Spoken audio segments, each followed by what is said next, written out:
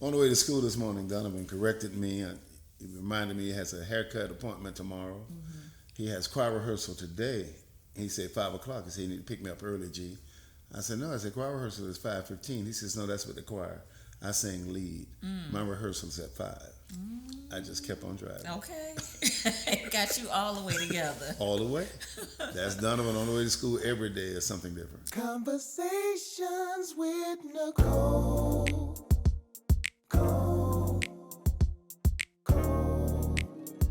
Conversations with Nicole. Let's talk about it.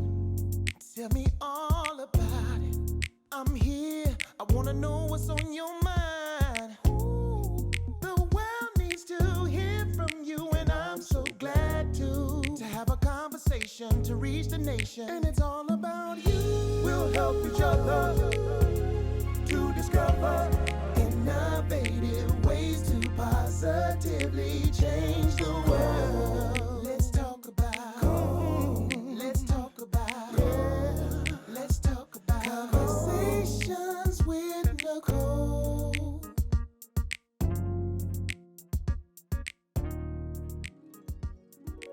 I am excited and delighted to be here with you, Joe Bullard, the Almighty. Stop it. 7 years ago. 7 years ago. Look at you. Look at you. Congratulations. Thanks. Listen, you. What was that award you won? Black Radio Hall of Fame. Oh my God. National Black Radio National Hall of Fame. Black Yeah. Radio Hall of Fame. You got that. What was that experience like? St. Louis, a good experience to be in a room with people that you read about and hear the names of a Frankie Crocker, knowing what he was to radio and to New York. And look around and you see like a Hurricane Dave who I work with. You think about OJ's being inducted at the same time. You think about Millie Jackson being inducted. Wow. You think about a friend of mine, Rick Ross, the real Rick Ross that does prayers. Just look around just knowing that Jerry Russian out of Miami. Yes. Horatio Glenn Walker out of Orlando, Larry Steele out of Daytona. People that you know are inducted and it's real. As Donovan would say, it's real. It's real. Yes. It's real. And they got a real one that they inducted in there. Yes, they did. Something you read about and now you're part of. Absolutely. Priceless. Absolutely. That's just part of the legacy of Joe Bullard. Yeah. Yes. They say that. Indeed. So you've been doing radio how long now? Forever. Really, before you were born. It all started in Jacksonville of just calling a radio station because they weren't talking about my high school at all. From there to Orlando, where they had a junior jock program, 25 words or less, and I wrote in to play better music and won Jock of the Month, or Jock of the Week, then Jock of the Month. Okay. And then the rest became history with that. All right. And where did the name The Almighty come from? Willie Martin, Captain Groovy, Jacksonville. Captain Groovy. Willie Martin was a character, which he still is. We're good friends, but Willie would, every summer, they'd have a new voice on WOBS. One summer it was Captain Groovy. One summer it was a Flying Black Ace. And he said, I probably would be the Matador, but that would be you.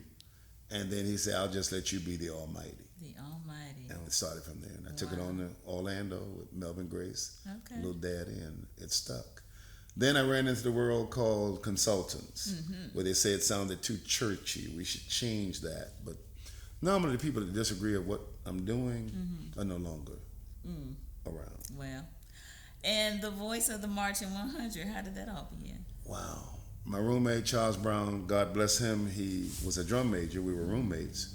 He was from Jacksonville, and I would just go out to practice with him. And Dr. Foster would like to time the show on Thursdays. And one particular Thursday, Tony Whitby, who was the announcer before me, was not there. So Doc had me to try, knowing that I was already on radio, and timed it.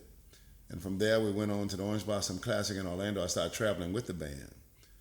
And Dr. Foster was saying you should announce the band from the press box because you can't out-talk the 100 being loud. So that particular time, Tony Whitby was excited.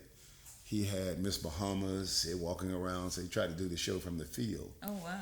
And Dr. Foster looked at him, and it was concert formation. He said, now from concert formation, the 100 will now play If Loving You Is Wrong. And Dr. Foster just went down with the baton because the song was Touch Me in the Morning.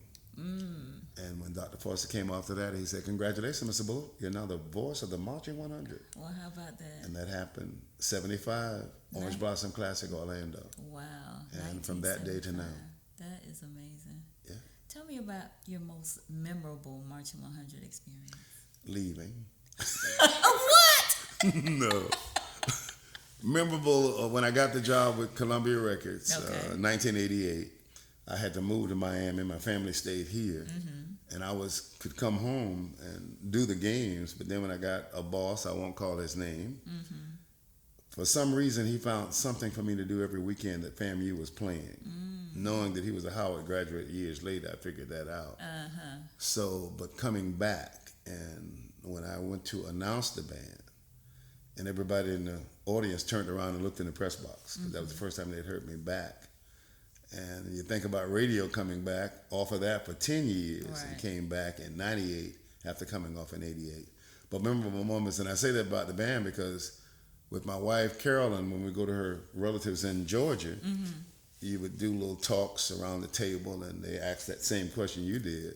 And when I talked about the band, her sister immediately got mad. "I thought you was going to say when my sister had your daughter, Janelle."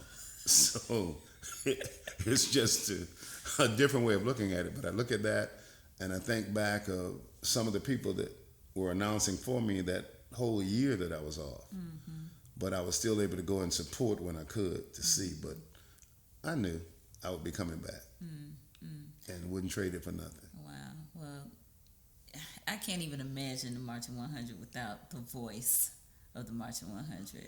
I have been listening to their voice since I was a little girl. I can recall going to the Classic in Tampa before they brought it to Orlando Okay. and hearing that voice. And Right, so, the Sombrello, yes. that stadium. Yes. But a lot of people ask the question, who was the voice before me? And that's an unanswered question because a lot of people can't remember that. Do you but know it was- of a voice before you? It was Tony Whitby. He was the announcer for the band. Okay. And from 75 to now, it's been me, but that's a big question. And then as you go through the years, you're seeing band members with students, should I say band members with children that have come back in the band, their children have had children. So I think I'm grandfathered in real well. Okay. Just knowing a lot of people by faces now, forgetting some of the names, but can still remember. Absolutely, and I also believe often imitated but never duplicated because there True. are announcers across all HBCUs that try to be the voice of their bands. That, Donovan pulled up on YouTube, thanks to Vaughn Wilson, but Donovan found it first with it was 2004, and they had announcers versus announcers. And that's when Glenn Walker, which is a real good friend of mine, was saying the band this, the 100 that, the 100 this. And I go back and hear some of the comments that I made then. I'm now recycling. But they was talking so bad about the 100, they was this and they was that. And I just told them, I said, every year Bethune-Cookman comes and try the same thing. But we just witnessed another performance of their summer band camp. They learned from us. And I said that, and then you think about it, and I told them that the 100 was more than just a block band and was more than just 3 letters on the field. So I was happy when they became a university. They gave them another letter. Oh, Joe, you're so bad. You are so bad. So tell me, you mentioned your grandson Donovan and your daughter. Tell me how important family is to you. Wow. It is the beat of my heart and every breath that I take. Think of Janelle, born in 1981. I think of Donovan, and he reminds me of his year, but he said, gee, I was 7, I was 2, I was 5. He goes back and can tell you his years, but the fact of knowing that, I see in him what I saw in Janelle. And it's like raising your child all over again. Wow. He has some of the movements of his mother and some of his adjusted attitudes as his mom. But there again, wouldn't trade it for nothing. It is, for every grandparent out there, they know the feeling. And for every parent, really, you want to do for your grandchild what you couldn't do for your child. and that's where we are. Absolutely, absolutely.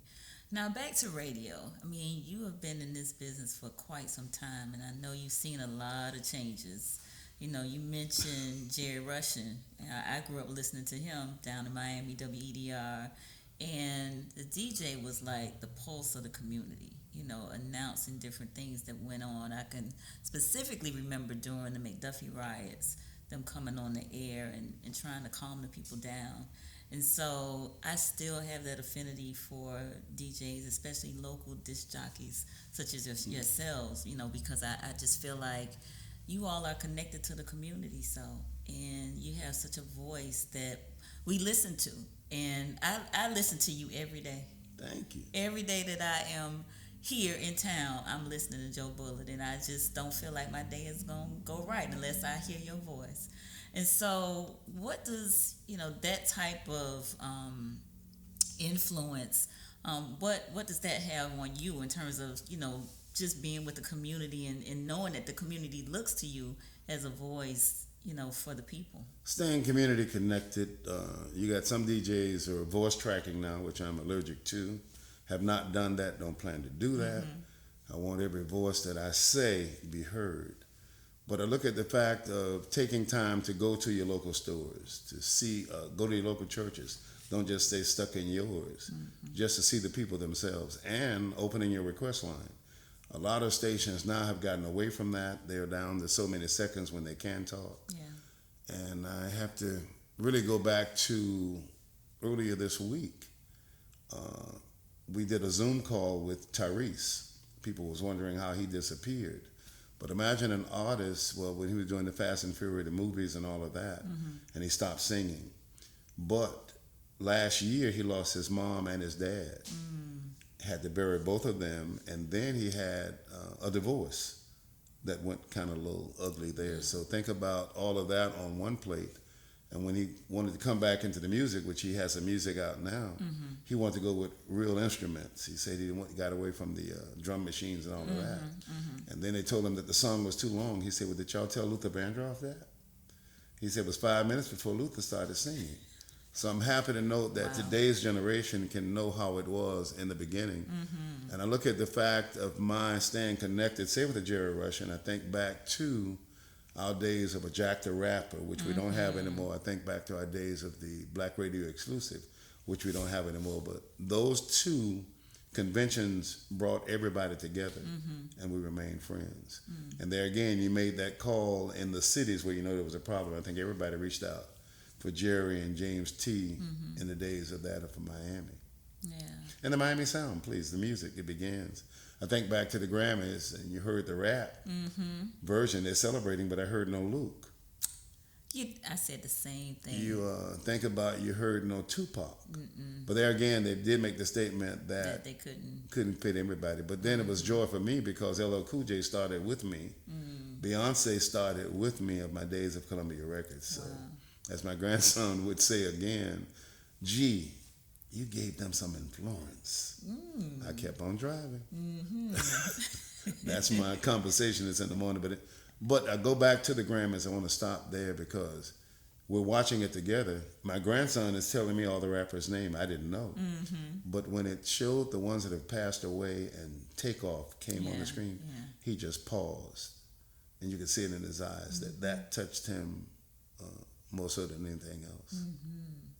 Yeah, so that prompts me to think about just some of the violence that we're seeing in the community, and just wonder if music somehow could bring us together. Your thoughts on I think it can, but music is really, some songs are the days of our lives. You can go back and listen to a What's Going On. You can listen to a We're a Winner. Listen to Ain't No Stopping Us Now. Listen to a Sam Cooke, Change Is Gonna Come. Those songs have disappeared from some radio stations that are not real. But if you go back, those songs are today. Wake Up Everybody, think about it. Yeah. Marvin Gaye, The Trouble Man, not only just What's Going On. Yeah. Those particular songs. That whole album. That's that whole album was fire. That's it. But those are the songs. And there again, in today's life, it's nice to play those songs because some people can go back to when life was better for them. And to be able to condition your mind to 3 minutes and 40 seconds or more, you can go back to remember your mom or your dad or your sister or your brother. Music is the days of our lives. Music is the days of our lives. I like that. So what music inspires you or moves you? Wow, Aretha Franklin. Aretha Franklin, back in the day, from her respects to her Dr. Feelgood, and from Aretha to Marvin Gaye, from Marvin Gaye to Al Green, in love with Frankie Beverly to this day. Donna Ross would have been my wife. Gladys Knight would have been my wife.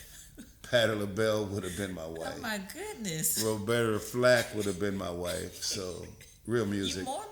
Nancy Wilson. No, you go back to a Nancy Wilson. I guess being in radio and also was able to work in the record industry and meeting the artists, I saw the real people before the music, and then after the music. It makes a difference. And what do you think about the artists of today? They are recycling what was yesterday, and it's good because they are, for me, anything that you hear now, I probably played it first. They're sampling more now. But there again, they're bringing back what was real. Yeah. And you can't deny good music. And Earth, Wind, and Fire, hands down. Hands down. Hands down. All right. Whew. So you mentioned you've worked with a number of artists. Who were some of your favorite artists to work with? It would be Nancy Wilson for one, because jazz was disappearing from the radio. But I had the opportunity of bringing her to Florida. Destiny's Child before the Beyonce days, of taking them to Miami, and your Mango festivals, your Sis Trumps, taking them to radio, taking Jagged Edge to Miami when the movie, what was that movie? Bobsled, I think it was. And Allison William, Kurt Whalen, who became the band director for Whitney Houston when she was coming back. And giving him a key to my apartment and come back, he'd have moved all the furniture and he in there cooking. Okay. You go back to, a Little Bow Wow. Go back to LL Cool J. I can remember LL visiting me in Miami. Well, I was taking him on tour. And I put him up at the Alexandria Hotel on Miami Beach. And he was just shocked because it's the first time he stayed in a suite. Wow. And just to hear him talk on the phone. Then he wanted to go to Bayside, and I said, okay, we can go to Bayside, but you got to give me that. Taking all of his gold change, put him in the trunk of the car, he became a human. And I think about the Brat coming to Miami. Everybody came to Miami. Think about Mariah Carey, our relationships who was with the Miami Heat at that time. But one that I can remember, and I tell Gerald all the time about this, Gerald Tooks back in the day, his daddy owned everything. He did. J&T building, the radio station was in there. SCLC, NAACP, but crisscross, because LL started the flow of telling everybody, go to Uncle Joe when you go to Florida. And I think of the relationship that Matthew Knowles and I had with Beyonce and them coming up. They had a tutor traveling with them. I can remember seeing her and Kelly Rowland with their tutors. And some other people thought the beach was more important, but today tells the story. Right. But with Crisscross wanting to do the same thing, I said, okay, we can go to Bayside, but you got to put your pants on the right way. Right. One did, and one said no. He said, I'm not going to do that. You're not my daddy. I said, good, we'll just stay in the car. You can't make me stay in the car. We stayed in the car in the parking lot. Everybody else went and had a good time. Everybody came back with their bags and everything. And I think they should give me the phrase, you're going to learn today. Because you taught them, didn't you? Yes. So one of the Crisscross said he wouldn't. He didn't have to. But that was back in the day. But when you look back at the artists that was traveling, I looked at them as really my kids. I can think of forgetting. I would always stop by the house to make sure that Carolyn met them, or Janelle was real small when she met the Brat. And Janelle said another name, but we had to make sure it was Brad and not what she was saying. But think back into the day. We'll leave it there. Okay. We're gonna now that is a conversation. That is a conversation. Off the microphone. Off camera, yes, for sure. Okay. For sure. All right, so tell me, what is the legacy of Joe Bullard? What do you hope your legacy is? That people will remember that when he came to Tallahassee and started at WTAL, when they said Tallahassee starts with TL, he worked from midnight to 5 in the morning. Miss Blake, God bless her, because she said, sir, you should try radio because you're going to be asleep. Of going to that 8 o'clock class on FAMU's campus. Think back to James Ford, the first black mayor of Tallahassee who gave me that opportunity. Mm-hmm. Think back to Dr. Clenita Ford who introduced me to my wife, Carolyn. Think back to your Super X food markets. Think back to when Frenchtown was Frenchtown. And think back when everybody, I repeat, everybody was in Frenchtown for that FAMU's homecoming parade. Mm-hmm. Knowing that Joe Bullard, Dr. Eva C. Wanton was there, putting the word out to the community itself. And being a community person, getting married in Bethel, where they said we had to have 2 preachers. We did. Reverend Steele made sure of that, and Reverend Alexander. I can just go on and on of the first in Tallahassee, but at the same time, the togetherness in Tallahassee and with the people of Tallahassee. Just know that I'm thankful, grateful, and I appreciate my beginning here. Mm-hmm. And we appreciate you. Thank you. And I want to thank you for taking some time to talk with me today. Oh, anytime. Happy birthday. Thank you. I'm getting so young. You are. I'm so young. I'm going to start subtracting. But thank you. You're welcome. We love you. I love you back. All right. And thank you for joining us on Conversations with Nicole, where we are connecting the community through conversations.